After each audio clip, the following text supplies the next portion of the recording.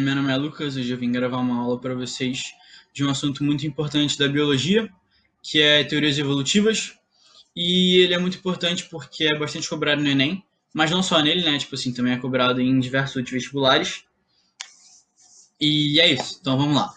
O que seriam essas teorias evolutivas? São meio que explicações, tipo assim, são formas que as pessoas tentaram explicar de como os animais evoluíram, certo? Então, tipo assim, eu vou falar muito da girafa hoje, eu vou usar tipo, ela sempre de exemplo. Então, tipo assim, por que a girafa tem pescoço grande, entendeu? Então a gente vai falar meio que isso, mas não só dos animais, tipo assim, existem diversos outros seres vivos. Então, vamos lá. Tem duas principais teorias evolutivas, certo? Que é o Lamarckismo, que é essa que está aparecendo para vocês, que também tem o nome de teoria de Lamarck, e o Darwinismo, ou teoria de Darwin. Tem uma terceira, que é a continuação do Darwinismo, que é o neodarwinismo, que eu vou falar dela mais para frente. Então vamos lá, a primeira delas, Lamarckismo. Tem duas principais bases, que são a lei do uso e desuso e lei da transmissão de características adquiridas. O que seria essa lei do uso e do desuso? Para Lamarck, tipo assim, todas as girafas no início tinham um pescoço pequeno. E para se alimentar, elas, tipo assim, teriam que alcançar as árvores no alto, certo? Então, tipo assim, elas sempre usavam, tipo assim, sempre estimulavam o pescoço delas. Desculpa. E, tipo assim, com o passar do tempo, o pescoço delas foi meio que evoluindo, certo? Ele foi crescendo e foi algo bom para elas. E, por exemplo, as pernas, elas não estimularam tanto assim. Então, elas continuaram iguais, certo? Então, o que seria essa lei do uso e do desuso? Quando você usa uma parte do corpo, quando você estimula essa parte, ela evolui, certo?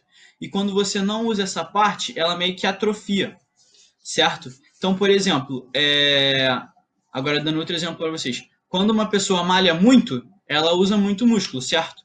Então o músculo dela vai crescendo e vai evoluindo. E, por exemplo, se uma pessoa não malha, o músculo dela não está acostumado com isso, então ele vai meio que atrofiar, ele vai diminuir, certo? E o que seria essa lei da transmissão das características adquiridas? Para Lamarck, toda girafa que, se uma girafa estimulou o pescoço dela e o pescoço dela cresceu, os filhos dessa girafa também vão ser assim, certo? Então, tipo assim, toda característica que o pai tem, pai ou a mãe, por exemplo, é passada para os filhos, certo? Só que isso não é certo, porque, tipo assim, imagina, por exemplo, uma pessoa que malha muito e é toda, tipo, é bombada, certo? Os filhos dela não vão nascer, assim, fortes que nem ela, entendeu? Então, isso é algo que é errado. Então, isso é basicamente a teoria de Lamarck, certo? Para Lamarck, a adaptação é uma adaptação ativa. Tipo assim, tipo, exatamente isso. A adaptação é ativa. Então, meio que o corpo se força a se adaptar, certo? Não é uma adaptação, tipo, passiva. Depois eu vou explicar para vocês como é que é. Eu vou explicar agora logo, na real. A adaptação passiva é tipo assim, quando não, meio que não é forçado. Tipo assim, ocorre uma mutação, por exemplo. É uma adaptação que não é meio que desejada, certo? É uma adaptação involuntária. Agora, na adaptação ativa, é uma adaptação voluntária, que você se força a isso, certo? Então é isso, basicamente, a teoria de Lamarck. Mais uma coisa. Para Lamarck, o ambiente induz a modificação dos animais. Então, por exemplo, nesse caso das girafas, né? A girafa tinha que se alimentar em uma árvore do alto. Então, por exemplo, ela estimulou o pescoço e o pescoço cresceu. Então, tipo assim, o ambiente fez a girafa se modificar, certo?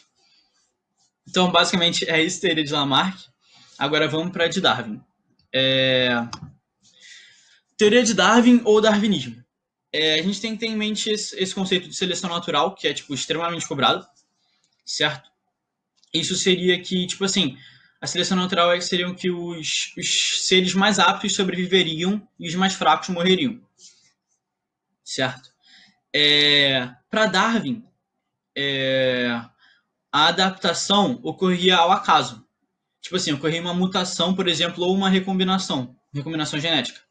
Só que a gente não pode falar de genética ainda no darwinismo, porque não tinha se descoberto ainda a genética, certo? Então ele não conseguiu explicar como que ocorriam essas mudanças. Ele não conseguiu explicar, por exemplo, como que uma girafa nasceu com um pescoço maior. certo? Isso depois só é descoberto, isso é descoberto só depois, desculpa, e aí surge o neodarwinismo, que é tipo, meio que uma fusão dos dois. Vou falar mais pra frente. Então vamos lá, seleção natural já expliquei. Para Darwin, o meio ambiente é meio que o filtro. Então, nesse caso das girafas, por exemplo. A girafa que tem pescoço mais alto se alimentaria muito mais fácil do que as que têm pescoço pequeno. Então, as que têm pescoço pequeno iriam morrer, certo? E as que têm pescoço maior iriam sobreviver, porque iriam se alimentar de forma mais fácil. E as que têm, tipo assim, as que têm pescoço maior iriam se reproduzir e, tipo assim, quem tem pescoço maior se tornaria maioria, certo? E, por exemplo, todas as que têm pescoço pequeno morreriam, então seriam meio que extintas, certo? Então, por isso que o ambiente é meio que um filtro. Para Darwin, a adaptação é passiva. Então, é tipo assim, involuntária, entendeu? Uma girafa, por exemplo, já nasce com um pescoço grande. Aí, tipo assim, quando ela se reproduzir com outra, o filho provavelmente já vai nascer com um pescoço grande, certo? E meio que a população de girafas vai cada vez mais crescendo seu pescoço, entendeu? Porque as que têm pescoço pequeno não vão conseguir se reproduzir e vão morrer, certo? Como eu falei para ele, a adaptação é passiva já e a modificação vem ao acaso, certo? Então essa é basicamente darwinismo. A gente tem que realmente saber seleção natural. Tipo assim, a coisa mais importante que vocês têm que saber da aula de hoje é essa seleção natural. O ambiente seleciona os mais fortes sobrevivem e os mais fracos morrem, é meio que isso, certo? Então vamos lá. Agora, neodarwinismo. Neodarwinismo é o darwinismo junto com a variabilidade genética, que nem eu disse, certo? Então tem tudo isso de seleção natural, de ocorrer a mutação e a recombinação genética. Só que dessa vez a gente já sabe, tipo, como que é essa genética, certo? Porque na época de Darwin, isso ainda não tinha sido descoberto. Então a gente não pode, tipo, relacionar genética com o darwinismo, certo? Só pode se relacionar quando se fala do neodarwinismo, que é meio que a fusão dos dois, certo? Então é basicamente isso. Agora, eu vou meio que fazer esse quadro comparando para vocês Lamarck e Darwin, né? Comparando o Lamarckismo com o darwinismo, só para fechar a aula. Para Lamarck, tá escrito aí, ó. Para Lamarck, o meio cria necessidades que levam a mudanças nos hábitos e nas formas dos indivíduos. Então, retomando a girafa. Então, o meio, por exemplo, o meio, tipo assim, supondo que tipo assim, em um deserto, por exemplo, as girafas têm que se alimentar. Deserto não, tipo no cerrado, as girafas têm que se alimentar e só tem árvore alta. Então a girafa vai forçar o pescoço dela e vai fazer com que o pescoço dela, ela vai usar o pescoço dela, certo? E vai fazer com que o pescoço dela cresça. Então o pescoço dela vai evoluir e vai mudar, vai ocasionar essa mudança na forma dela, certo? Vai ocasionar essa mudança na forma do pescoço. As novas características são conseguidas através do uso e desuso do órgão. Exatamente isso que eu falei. Estimulou o pescoço, ele cresceu e evoluiu. Certo? E se a girafa não usar uma parte do corpo, essa parte vai se atrofiar. Ela vai, tipo assim, meio que não vai evoluir, ela vai meio que andar para trás, certo? E para ele as características são transmitidas aos descendentes. Exatamente. É exatamente aquilo que eu falei. Lei da transmissão das características adquiridas, certo? E para Darwin, o meio exerce uma seleção natural que favorece indivíduos que apresentam determinadas características vantajosas. Retomando a girafa.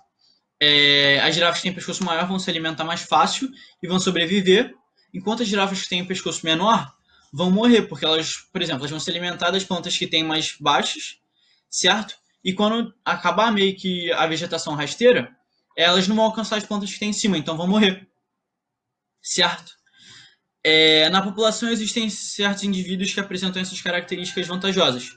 Por exemplo, uma girafa nasceu com um pescoço maior devido à mutação, só que a gente não pode falar isso. Não pode falar que ocorreu a mutação, nem a recombinação genética, certo? Ocorre, tipo assim, ocorre uma variação ao acaso e essa girafa nasceu com um pescoço maior. Outro ponto. Os mais aptos vivem mais tempos e reproduzem-se mais. Exatamente isso. Quem tem pescoço maior vai viver por mais tempo, porque vai se alimentar mais e vai conseguir se reproduzir, enquanto quem é menor vai morrer. Certo? E ele também dizia que as características também são passadas aos descendentes. Só que nesse caso é porque os que têm pescoço pequeno vão morrer E, por exemplo, só a girafa que tem pescoço maior vai se reproduzir, certo?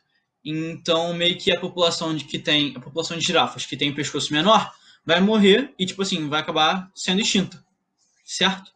Então foi meio que isso, gente. Uma aula curtinha e um assunto bem importante na real. Espero que eu tenha conseguido ajudar vocês e que vocês tenham entendido.